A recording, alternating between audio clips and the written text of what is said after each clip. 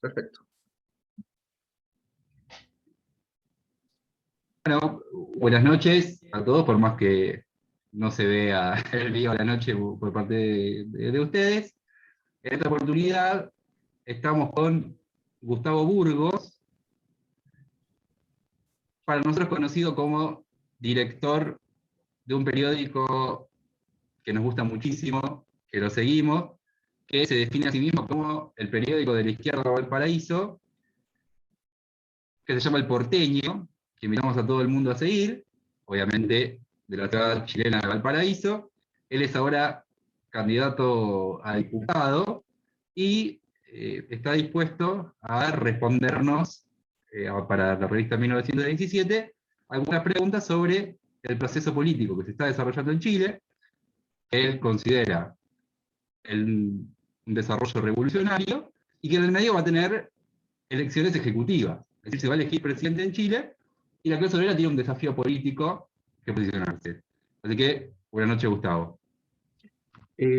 Buenas noches, Maxi, buenas noches, Cata. Un gusto estar con ustedes. Agradezco también las elogiosas expresiones respecto a la revista.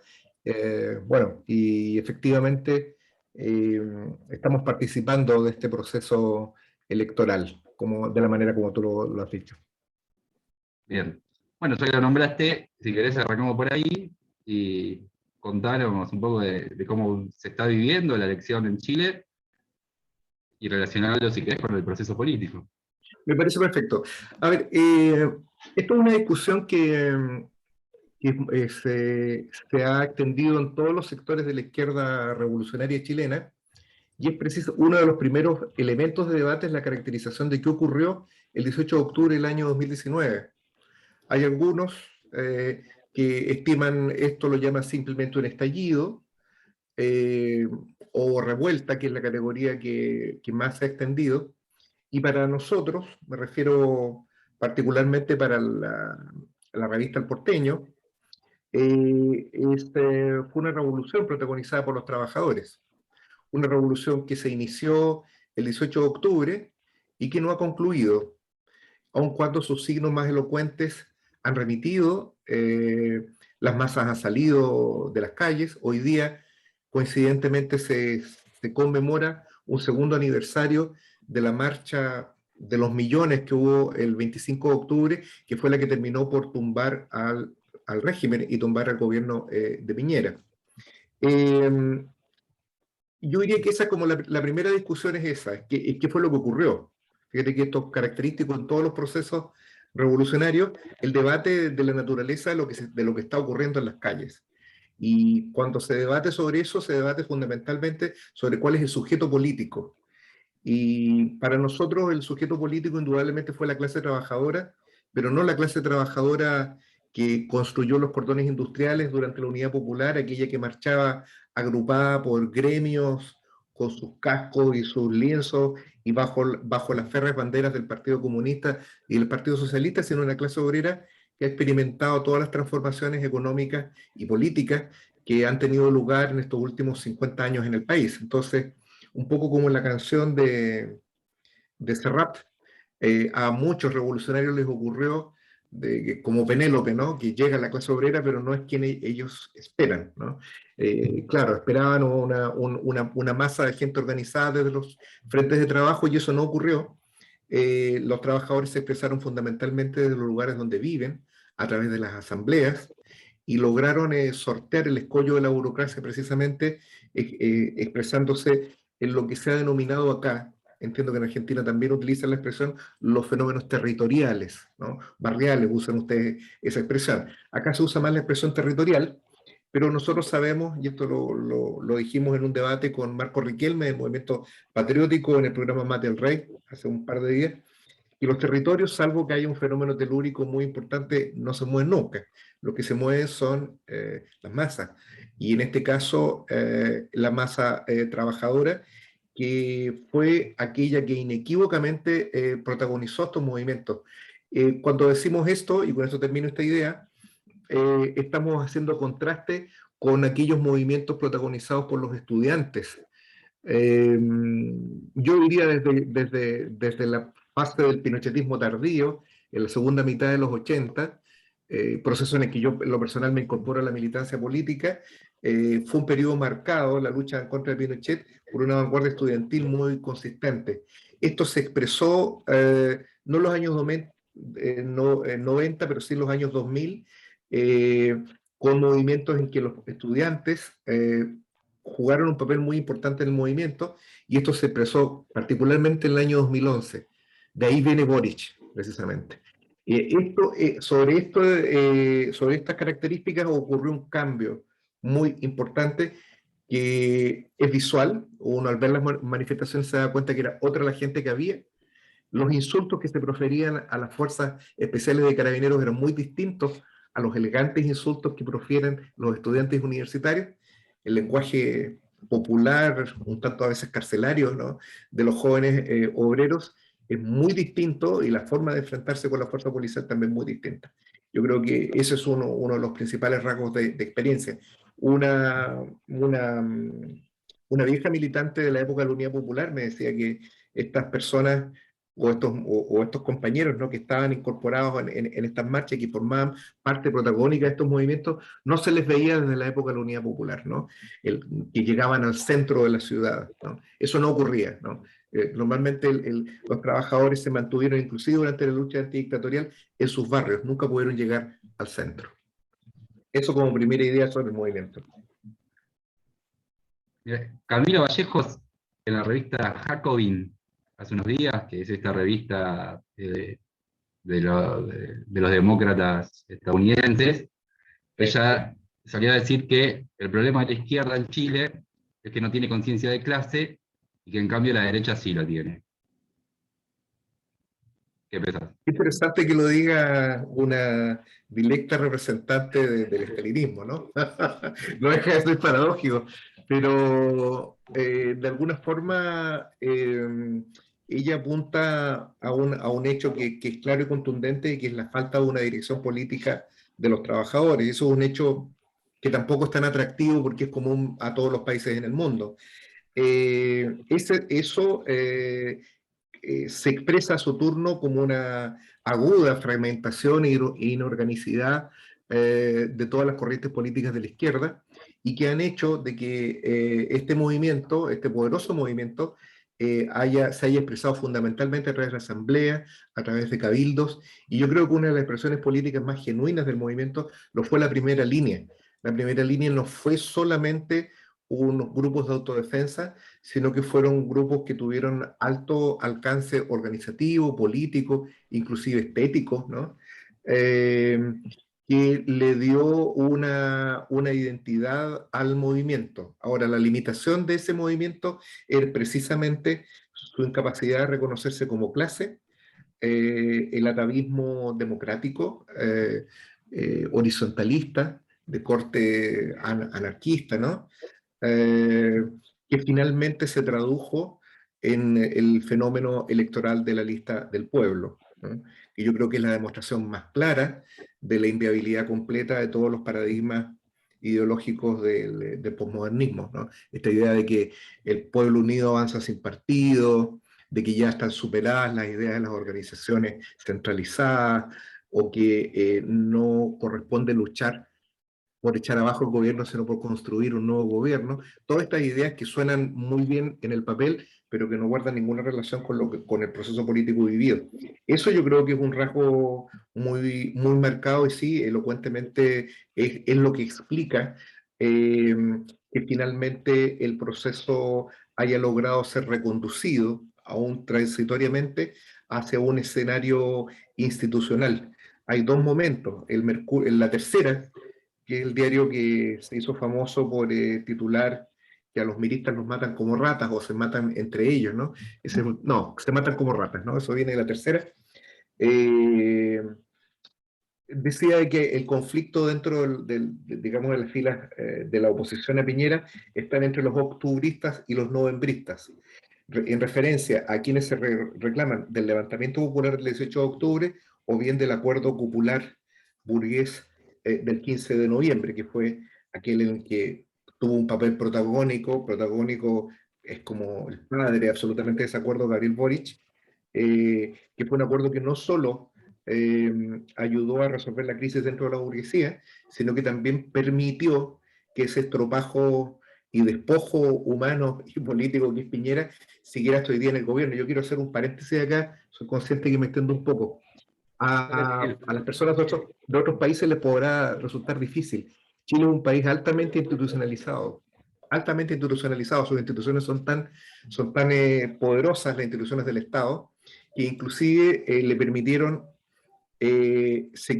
al país seguir funcionando sin presidente de la República. Nosotros no tenemos presidente en la práctica desde el 15 de noviembre. Lo que tenemos actualmente es un régimen semiparlamentario, en que el gobierno juega un papel un tanto opositor al Parlamento, pero el gobierno ha dejado, salvo la administración de las medidas urgentes de pandemia, ha dejado de jugar cualquier papel de gobierno, y esto es algo que se puede corroborar constatando la agenda legislativa en el Parlamento. Entonces esto es muy curioso porque en cualquier otro país la caída del gobierno hubiese significado un quiebre institucional importante. Acá no resultó de esa manera. Acá hubo efectivamente un cambio de gobierno. Piñera, siempre trato de decir Piñera y se me sale Pinochet. Piñera trata digamos, sigue aún en el gobierno formalmente, pero no está ejerciendo el poder en rigor como ejercía hasta antes del 18 de octubre. Bien. Y sigo con Gabriela Vallejo porque de ese análisis ella concluye que en Chile, como consecuencia de la falta de la supuesta conciencia de clase de la izquierda, se viene un ascenso derechista, ¿no? Es decir, Ah. ¿vos qué opinás al respecto? Bueno, eso es una cantinela bastante antigua. Lo primero que habría que decir es que el Partido Comunista es parte del Acuerdo por la Paz, es lo primero. No lo suscribió, pero, a ver, no lo firmó, pero lo suscribió. Y la manera más concreta de decirlo es que Apruebo Dignidad se cimienta, y lo dijo su propio candidato Daniel Jadwe, en dos cosas. Primero, la reivindicación del Acuerdo por la Paz, y segundo, de que su gobierno va a ser un gobierno que va a proteger los intereses del gran empresariado y que va a garantizar que no vuelva a haber levantamientos populares. Ese es el papel del Partido Comunista en Chile, no otro. Es un papel explícitamente, lo que estoy diciendo lo dijo Jadwe con esas palabras, ¿no? Sí, sí. El otro día leí una entrevista de Jadwe donde él mismo pedía el reforzamiento de carabineros en Recoleta ante la inseguridad. Por supuesto. Por supuesto. Y es lo mismo que ha hecho Boric, anunciando de que él va a seguir con la ocupación militar de la Araucanía, etcétera, ¿no? O sea, la posición de ellos es absolutamente Voy a clara. informar a la gente ahí, Boric es el candidato que le ganó la interna, ¿verdad?, a Jadwe. Y Boric no es del Partido Comunista. Bien, es importante. Apruebo el pacto electoral que muy probablemente va a ser el próximo gobierno en el país. Lo encabeza Gabriel Boric, que es un joven de 35 años, que es la máxima figura política del Frente Amplio, que es lo más parecido que existe en América Latina al Podemos español, y que ha arrastrado electoralmente al Partido Comunista. eh, Organización que ha puesto todo su capital político y su presencia en las bases sociales al servicio de un acuerdo político que se llama Apruebo Dignidad, que inicialmente iba a ser de toda la oposición en contra de Piñera, y por caprichos inexplicables finalmente terminó siendo del Frente Amplio y del PC, pero tal pacto electoral es muy probablemente del cual va a provenir el próximo presidente de la República, que va a ser Boric. En mi opinión, es muy probable que inclusive se imponga en primera vuelta, porque más allá de este comprensible interés del Partido Comunista de agigantar la imagen del mega fascista bolsonarista, trumpista, Boris Johnsonista, etcétera, que es José Antonio Cast, o José Cast, ¿no? Más conocido como Caca Cast, ¿no? En alusión al Ku Klux Klan. Eh, ese, ¿ah? El otro candidato Es el otro candidato, que es el aclarándole a candidato la gente. del Partido Republicano.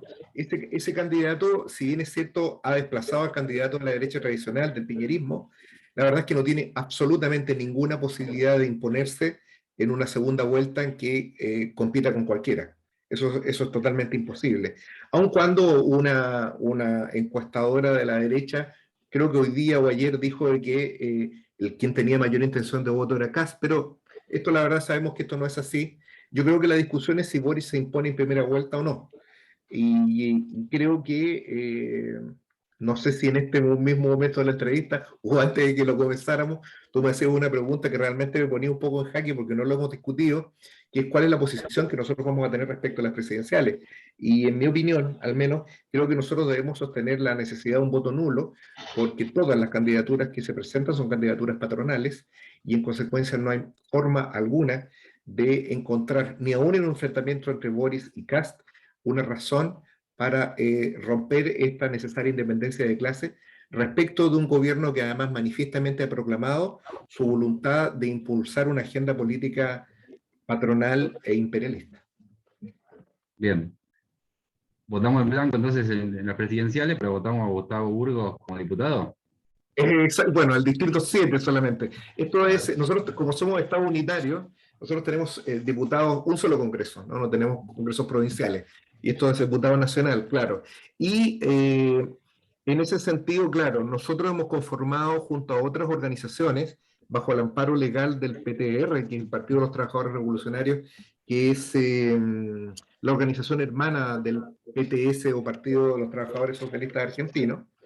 Hemos conformado junto a otras organizaciones como el MST, perdón, los nombres se repiten, el MST chileno, voy a tener que agregar,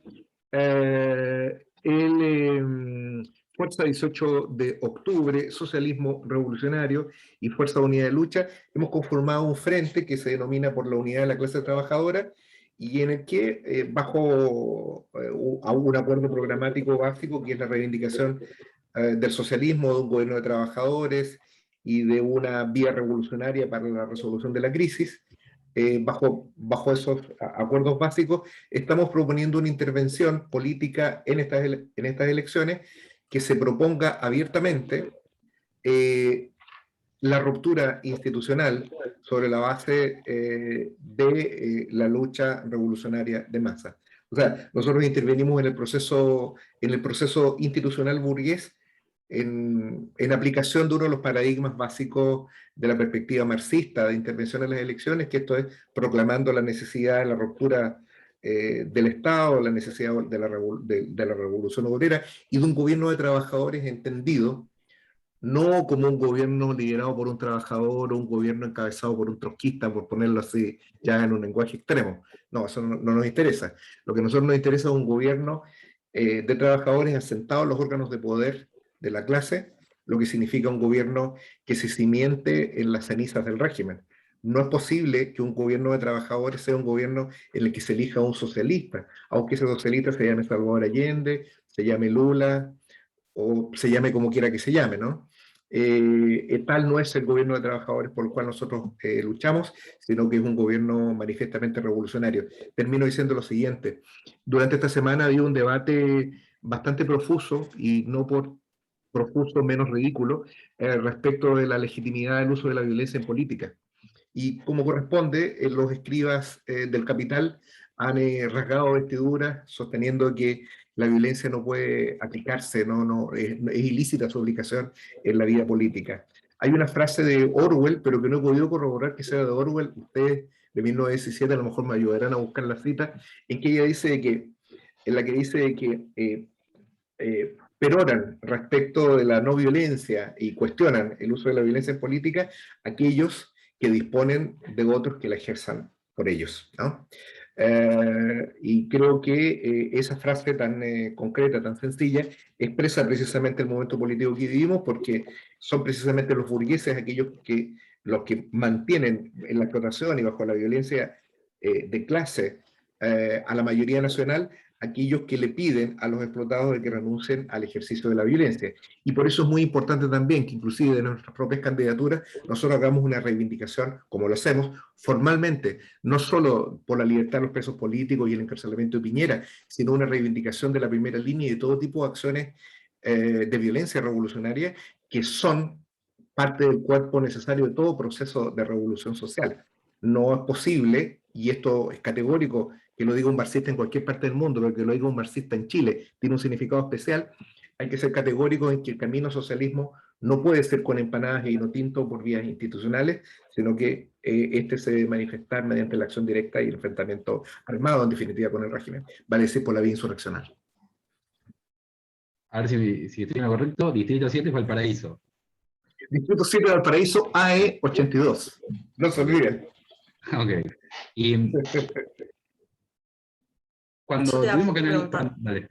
Dale. No, yo te iba a preguntar dos cosas. La primera, porque ya estaba por preguntarte algo y empezaste con empezaste a contar esto de que se abrió un debate en torno al uso de la violencia revolucionaria, y te iba a preguntar a partir de qué se abrió. Porque me contás que, o sea, esto se está dando en los medios, no es solo un Bueno, debate entre un pequeño grupo de compañeros. sí, Y después, dale. No. Y después, ya antes de eso, estabas comentando sobre la conformación de este gran frente del que vos participás, y a mí me ha quedado la duda, ¿no? ¿Qué fue de la vida de los supuestos independientes que participaron en la constituyente, ¿no? La lista del pueblo, ¿no? ¿Qué pasó con ellos? Si están participando activamente en el proceso electoral, si luego de esa gran elección que hicieron para la constituyente, su propia acción dentro de la constituyente los terminó disolviendo. No sé, contanos vos. a ver, voy a comenzar por lo último. Dale. La lista del pueblo materializó como pocos fenómenos políticos todo el programa postmoderno en Chile.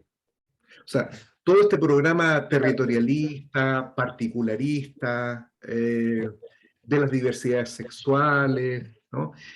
Que plantea de que, en definitiva, en la sociedad capitalista actual, el conflicto de clases secundario frente a los principales conflictos específicos, ¿no? Que tienen lugar entre hombre y mujer, entre los homosexuales y los heterosexuales, entre las nacionalidades, el medio ambiente, etc. Todo este discurso, que tiene como profundo objetivo el plantear como tarea política la desorganización de la clase trabajadora, porque no lo dicen expresamente, obviamente sí, se materializó íntegramente.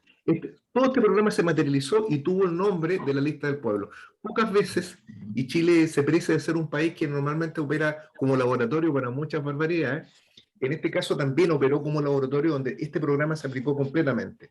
¿Y qué es lo que significó? La lista del pueblo terminó disuelta, terminó dirigida por un grupo más bien de derecha, que inscribieron la marca comercial de la lista del pueblo a su nombre, y que públicamente dijeron de que ellos no querían saber nada con revolución ni con grupos marxistas. En eso terminó la lista del pueblo, y después ya en escándalos que tienen que ver con cuestiones más bien delictuales, que nada tienen que ver con la política, pero que son un resabio de esta bancarrota política. O sea, finalmente tenemos un candidato presidencial, por ejemplo, que presentó 35.000 firmas falsas para proponerse como candidato, que es el candidato a la lista del pueblo, no 2, 3, 200, 35.000, a lo grande, a lo Maradona, y, y ¿cómo se llama? Y otras cosas más, ¿no? O sea, que son realmente vergonzosas, que hicieron que todos los convencionales que llegaron por la lista del pueblo repudiaran este origen, hayan tomado otra conformación y en la práctica estén operando dentro de la convención como una correa auxiliar del Frente Amplio, que es la nueva línea gubernamental que viene, digamos que es el soporte político de Boris. Sobre el problema de la violencia, que me parece igualmente relevante, ¿no? Comenzó a discutirse con motivo de la conmemoración de los 2 años del levantamiento popular del 18 de octubre. ¿Y por qué? Porque como hubo manifestaciones, hubo también enfrentamiento con la policía. Y como hubo enfrentamiento con la policía, hubo ruptura de mobiliario público y saqueos en algunos lugares. Este hecho impulsó a la derecha y a los partidos del régimen a llamar al pizarrón a la izquierda y decir, a ver, posiciónese respecto a eso. ¿Está de acuerdo con que se rompe este semáforo, que se saquee esta farmacia, que se queme este cuartel de carabineros, etcétera? ¿Sí o no? Defínase respecto de la violencia, ¿no? Esa es la gran discusión. Y obviamente los agentes y políticos del capital salieron todos unánimemente desde columnistas de extrema derecha como Christian Barken hasta convencionales proto-oficialistas, porque ya van a ser oficialistas dentro de muy poco, como Fernando Atria o Agustín Esquella, quienes aparecen entonces ellos reclamando el repudio de la violencia como forma de acción política. Sobre este punto quiero hacer un pequeño paréntesis. Hay una discusión también dentro de la izquierda sobre esto. No creo que el problema de la legitimidad de la violencia de las masas sea algo pacífico dentro de la izquierda.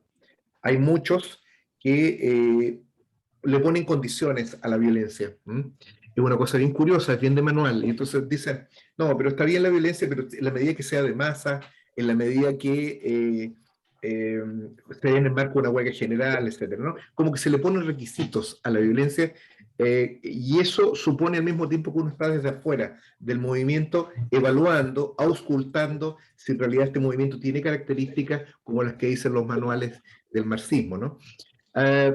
Y esto lo quiero decir y lo voy a dejar solamente como enunciado. Dentro de las características de la clase obrera chilena, que es una clase obrera muy antigua y que está íntimamente ligada, probablemente más antigua que la clase obrera argentina, inclusive, y que tiene mucho contacto con el campesinado, no está dentro de sus tradiciones la realización de huelgas generales, ¿no? Los argentinos hacen huelgas, 2 o 3 huelgas generales al año como nada, ¿no? O en sus buenos tiempos, el movimiento obrero hizo muchas huelgas generales, de la misma manera como se hacen en la Europa continental, ¿no? Que corresponde a una tradición parecida, lo hacen también los españoles, los franceses, los italianos también hacen huelgas generales. En cambio, las características de los levantamientos obreros en Chile tienen como único punto de conexión, no soy un experto en la materia, pero esto es algo que ha analizado Sergio Gress acá en Chile, a la clase obrera inglesa, ¿no? Que se expresa a través de motines, a través de saqueos, a través de protestas políticas, que no alcanzan necesariamente la forma de huelga por la relación que tienen los trabajadores con la burocracia sindical. La burocracia no alcanza a controlar todo, pero al mismo tiempo los trabajadores no logran formar sus propias direcciones y estallan por debajo y provocan este tipo de levantamientos, que es lo característico de la violencia acá. Entonces, nosotros reivindicamos expresamente los saqueos, ¿no? Lo reivindicamos expresamente. El resto de la izquierda reformista dice que son actos de violencia, que es el lumpen, ¿no? Que todo acto de violencia popular siempre es la infiltración de la policía, ¿no? Esto también es un discurso característico del Partido Comunista. La verdad es que no es así. Yo creo que muchas de las acciones de violencia que nosotros vimos fueron protagonizadas genuinamente por trabajadores en su inmensa mayoría, de la misma manera que el enfrentamiento que hay actualmente con las fuerzas militares. Hay una convocatoria en Temucuicui a enfrentar la ocupación militar el día de mañana en el sur, en la Araucanía. Ese levantamiento también en contra de las fuerzas de ocupación, que se expresa fundamentalmente en la quema de galpones y maquinaria de las forestales, en algunos casos los hace la policía y son autotentados, sí, en algunos casos, pero en su inmensa mayoría son reivindicados por la propia CAM, y en ese caso la CAM ha formado una pequeña organización guerrillera que tiene territorios virtualmente liberados en la Araucanía. De tal manera que la cuestión de la violencia en nuestro país ha tomado un cariz totalmente distinto de debate político después del 18 de octubre, y creo que es importante que quienes nos reclamamos socialistas revolucionarios nos detengamos en este tema, porque una cosa distinta podría hacer pensar, ¿no?, de que nosotros estamos participando en las elecciones para hacer el socialismo por la vía electoral y nada más alejado de al menos de la concepción que tenemos nosotros desde el porteño. Okay. No te quiero sacar mucho más tiempo, pero no quiero que cortemos sin hablar de un poquito de la segunda mejor ciudad de América Latina, que empezó que Valparaíso. Después de Buenos Aires. La primera es Berazategui, eso tiene que quedar claro. ¿La primera cuál es? Berazategui, Berazategui, muy bien. que después googleala, capital nacional del vidrio argentino. Ah, muy bien. No, pero me conecto, tiene una conexión estrecha cuando hablamos recién. Por ejemplo, cuando acá se discutió a fondo, ¿no?, la Revolución de Octubre 2019, hubo posiciones donde, igual que en Chile, se hablaba del espontaneísmo de las masas, ¿no?, del surgimiento espontáneo de la rebelión, lo que, bueno, es decir, era falaz desde muchos puntos de vista. No simplemente desde un punto de vista histórico.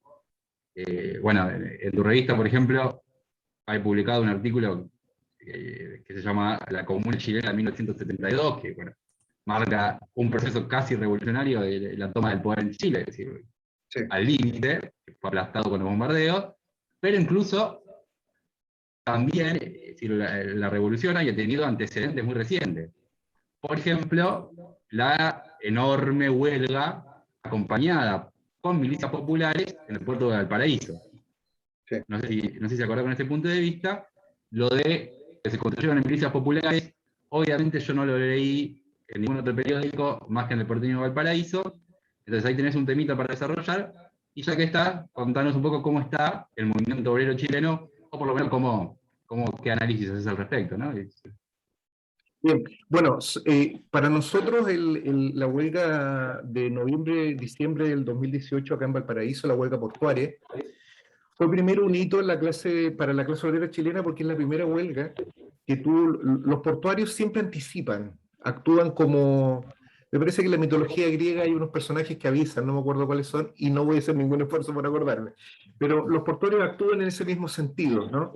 En Chile lo hicieron con una prodigiosa huelga el año 85, en que se enfrentaron de una manera muy dura a la dictadura de Pinochet, que estaba en sus momentos óptimos de represión, ¿no? Y fue una huelga que abrió todo un proceso de lucha en que los portuarios precisamente se colocaron en primer lugar. Acá en Chile yo creo que ocurrió exactamente lo mismo. Hubo dos hechos, el asesinato del comunero mapuche Camilo Catrillanca, y antes el de un activista, un pescador de acá de Quintero, Alejandro Castro, que ocasionaron manifestaciones muy potentes frente a un gobierno que era el de Piñera, que estaba viviendo sus primeros meses y que se jactaba de haber llegado al poder luego una aplastante, lo repetían mucho, como en el psicoanálisis, ¿no? Cuando uno repite mucho algo es precisamente porque no lo tiene, ¿no? Ellos repetían mucho que era un triunfo aplastante. Y la huelga portuaria, precisamente, que tuvo lugar una semana después de la muerte de Camilo Catrillanca, que provocó una movilización de cientos de miles en Plaza Dignidad actualmente, en esa época se llamaba Plaza Italia nada más. Ese movimiento actuó como un detonante de la situación revolucionaria en nuestro país. Y tuvo, como tú muy bien dices, dos rasgos muy potentes. El primero de que se hizo contra la burocracia sindical de Roberto Rojas, que era un burócrata, esos Ubaldini, un niño de pecho al lado de Roberto Rojas, ¿no? De esos personajes siniestros, pero siniestros. De hecho, él llega a la cabeza de ese sindicato siendo militante del MIR, de guevarista, digamos, y pasa a transformarse, yo lo conocí, digamos, un tiempo antes de iniciar esta huelga, y él defiende a los puntapeucos, que son los presos por violadores de los derechos humanos. Ese es el periplo político de Roberto Rojas, burócrata realmente despreciable como pocos. Y contra ellos se levantó la masa portuaria, y en Valparaíso, como en todos los puertos modernos, es una cantidad de trabajadores más o menos pequeña. Unos 300 trabajadores son los que mueven el puerto, porque son estructuras altamente tecnificadas. Entonces, esos portuarios hicieron dos cosas. Formaron una asamblea que era la fuerza portuaria que operaba todos los días y discutía todos los días, una locura, ¿no? Para nosotros participar de esas discusiones fue toda una escuela de formación política.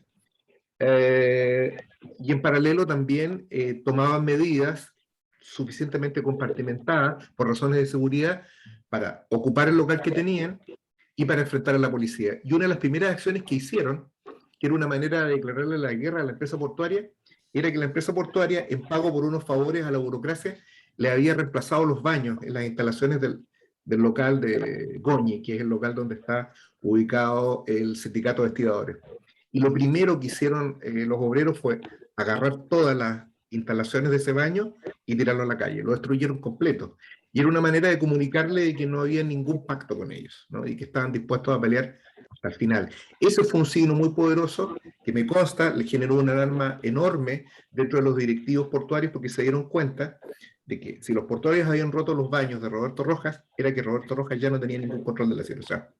Entonces, a esto se suma el hecho de que formaron estos piquetes regulares de defensa, resistieron dentro del local, trataron de ser desalojados, no pudieron ser desalojados, y este pequeño grupo de trabajadores, porque en realidad es un pequeño grupo, logró paralizar la ciudad, se concentró además en el centro neurálgico y político de la ciudad, y puso en jaque al gobierno, además, porque el gobierno quería intervenir, y los empresarios portuarios no querían que interviniera, porque la línea de Fonapen, que era el patrón, ¿no? El dueño del P1, el primer puerto de Valparaíso, pues son dos, era no negociar nada, absolutamente nada. Esa era la línea de ellos.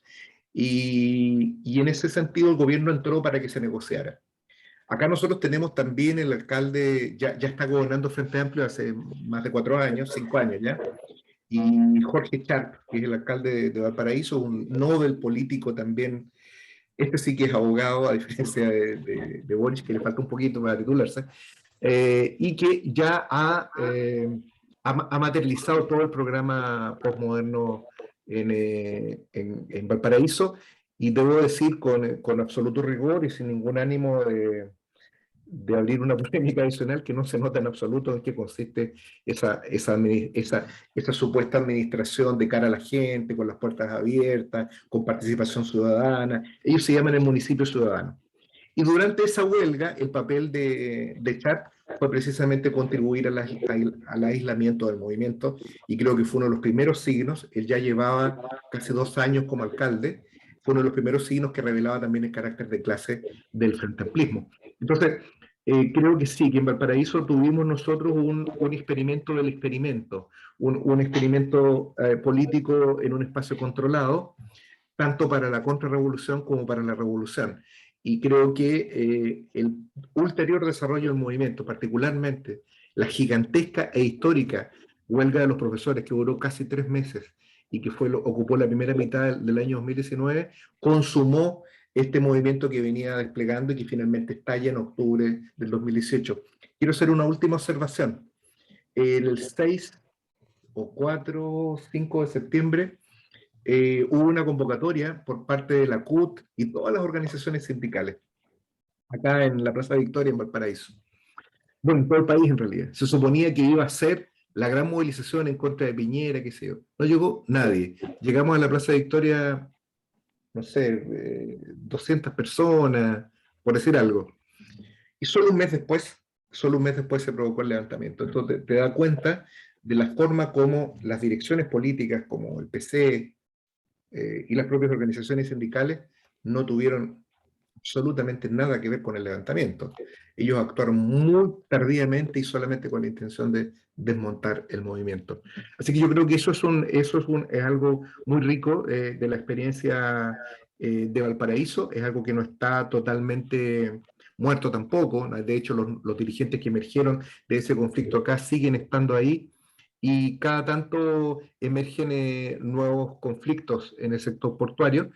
Y en general en el movimiento obrero hay una conflictividad latente, larvada, que está caracterizada por su aguda inorganicidad. Hay huelgas como la huelga del supermercado Totus en Copiapó, que tuvo una victoria rutilante. Muchas huelgas de mineros han terminado en triunfos medios oscuros, opacos, con mucha división. Pero hay una tendencia a la conflictividad que es notoria y que no logra ser controlada ni remotamente por una CUT, que es la Central Unitaria de Trabajadores que hay en Chile, equivalente más o menos a la CGT Argentina, que en su última elección participaron 6.500 personas con voto universal, o sea, no existe. Claro. Bueno, Gustavo, vamos con la última para relajar y terminamos. Para que te sientas más tranquilo, contar si querés contar un poco la experiencia del porteño, digamos, del periódico que eligen ustedes, Sí. y cómo viven la experiencia, qué objetivos tienen, y bueno, con eso nos despedimos.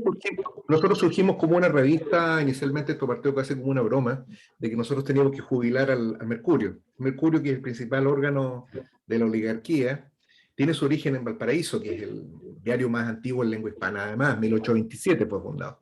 Entonces nosotros dijimos, nosotros queremos jubilar a este medio y tenemos que hacer un medio que reemplace al Mercurio, y qué mejor que se llame El Porteño, porque somos de Valparaíso. Pero si bien es cierto, es una publicación, el Porteño siempre ha sido su comité editorial y en realidad es un grupo político. Y yo creo muchas organizaciones, muchas experiencias, digamos, en otros países se ha dado, ¿no? De alguna manera 1917 algo tiene de eso, ¿no? Son expresiones de la crisis política que buscan resolverse sobre la base de la conformación de publicaciones. Por ejemplo, Der Spiegel en Alemania era una revista y era un agrupamiento más comunista, mega comunista, ¿no? Lo mismo ocurría con el Avispón en Polonia, etcétera. Hay muchos medios que han servido como vehículo para la intervención política. De hecho, El Porteño como revista integra el Frente por la Unidad de la Clase Trabajadora en Chile, junto a otras organizaciones políticas que formalmente son partidos. Entonces, el Porteño, si bien es cierto, es una revista, es una organización política y aspira a la construcción del Partido de la Revolución Socialista en nuestro país. Ese es su objetivo programático, confeso. Si no lo hemos logrado simplemente por producto de nuestra propia incapacidad, de nuestro propio aislamiento respecto del movimiento obrero, nosotros durante los 5 años que tenemos de funcionamiento estamos por editar un libro que resume de alguna manera nuestra línea editorial de todos estos años. Durante todos estos años hemos dado una pelea por ir hacia los trabajadores, por salir de los cenáculos intelectuales, de los grupos de críticos y de opinadores de política, ¿no? Que está tan lleno los círculos marxistas en nuestro país, y tratar de ir hacia al encuentro de las masas, que tiene un sentido concreto, ¿no? Que el ir hacia las masas, ir hacia la clase obrera, no es una abstracción, significa hacer actividad popular, significa hacer difusión en medios masivos. Lo hicimos en una radio acá, que es la Radio Portales. Actualmente lo hacemos también con un programa que es Mate al Rey, que es un programa en YouTube, donde también tratamos de utilizar un lenguaje lo más abierto posible y tratando de romper con esta tradición de minoría de los grupos revolucionarios y presentarnos abiertamente como los nuevos jefes del proceso, por decirlo de una manera un tanto humorística, pero un poco en serio, ¿no? Tratando de utilizar un lenguaje que llegue a más amplios sectores. Nuestra revista, si bien es cierto, tiene un claro orientación hacia elementos de vanguardia. Tampoco nos escatimamos en realizar actividades y contacto con organizaciones con las cuales mantenemos un contacto permanente, y a través de otros canales de comunicación y de uso de redes sociales, estamos tratando permanentemente de ampliar ese cerco. Por ejemplo, en el programa mismo que tenemos, no todos los panelistas, quienes hacen sus posiciones son estrictamente marxistas, son de distintas corrientes y tratan de revelar lo que es la izquierda revolucionaria chilena, que está muy lejos de ser un grupo homogéneo, marxista, revolucionario, bolchevique, ¿no? Está muy lejos de eso. Nosotros aspiramos, sin duda alguna, a la construcción de ese partido de la Revolución Socialista, pero tenemos que hacernos cargo de que hay discusiones que hay que dar. Por ejemplo, en el último programa de Mate el Rey, la discusión sobre la violencia tuvo ribetes bastante intensos, porque hay mucha discusión respecto a qué es la violencia, y cuál es el papel que nosotros jugamos en ella. Y también, ¿por qué no hay que decirlo? También hay miedo a hablar de eso. En un país con 10.000 ejecutados políticos como este, no es fácil ponerse a reivindicar la lucha armada, la toma del poder y otras barbaridades, ¿no? Eso es parte también del esfuerzo que nosotros hacemos, transformar eso en un debate político, popular, abierto.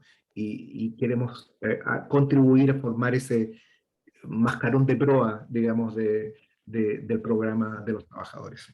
Eso es el porteño, dicho así, no de forma tan telegráfica. Bueno, ¿querés hablar con algo más?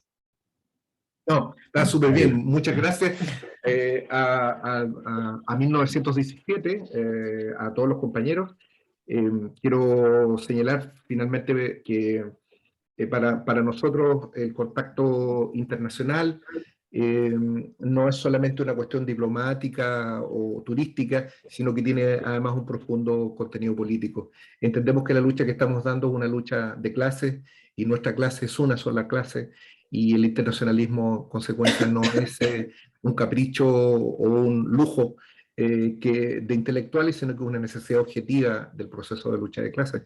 De manera que me he sentido en esta conversación con 1917 con compañeros que estamos en una misma barricada y en consecuencia creo que el mantener estos nexos quebrantados muchas veces por el nacionalismo, quebrantados también por el sectarismo burocrático, es una tarea importante que nosotros podemos comenzar a dar. Yo creo que los medios como 1917, como El Porteño y otros, muchos más que hay en Argentina también y acá en Chile, podemos contribuir poderosamente a construir bases y puentes entre distintos sectores de vanguardia que son imprescindibles en el día de hoy. Muchas gracias, compañero. Eso es lo último que puedo No, decir. gracias a vos, el gusto es nuestro y compartimos todo esto último que dijiste, tanto sobre la importancia de la fraternidad internacional, pero también los objetivos que ustedes se plantean desde El Porteño como publicación son también los nuestros acá, desde Argentina. Bueno, somos organizaciones hermanas entonces. Nos vemos. Ustedes pueden editar esto.